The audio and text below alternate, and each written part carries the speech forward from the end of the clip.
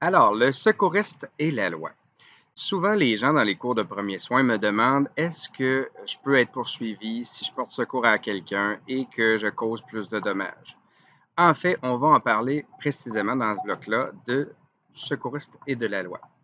Le secouriste et la loi. D'abord, les obligations. Vous savez qu'au Canada, nul n'est censé ignorer la loi. Donc, ça, c'est une prémisse de base. Vous ne pouvez pas dire ah, je ne savais pas que cette loi-là existait. Non, vous êtes supposé de connaître la loi. Et cette même loi-là, dans le Code criminel, inclut l'obligation à toute personne de porter secours dans les cas où c'est nécessaire. Donc, en omission de le faire de manière directe ou indirecte, vous pourriez là être poursuivi si vous n'avez pas porté secours à quelqu'un.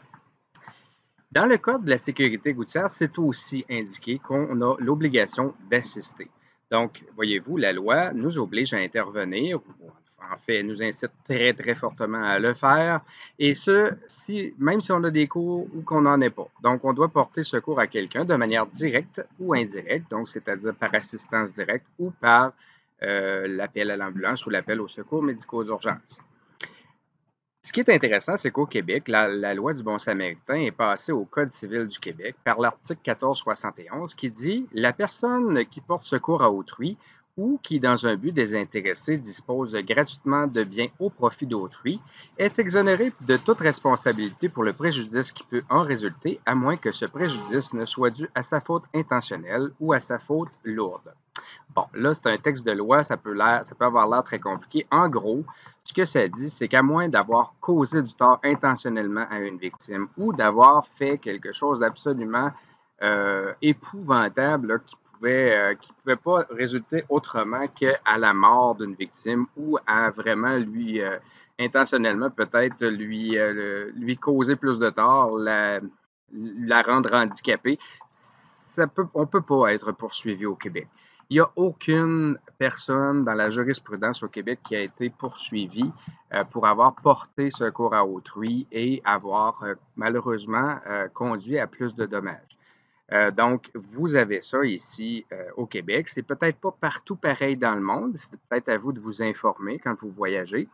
Je peux vous dire à prime abord que si vous allez dans des pays de certains endroits aux Caraïbes ou ailleurs dans le monde où la police est corrompue, je vous suggère fortement de ne pas rester sur les lieux d'un incident, même si vous êtes juste témoin.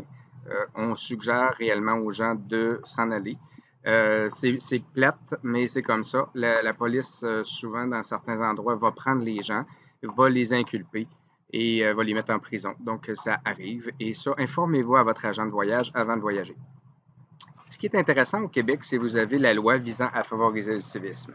Donc, si vous avez eu des dommages en portant secours à quelqu'un ou des pertes, eh bien, vous avez le moyen d'aller récupérer, d'aller réclamer ce qui a été endommagé.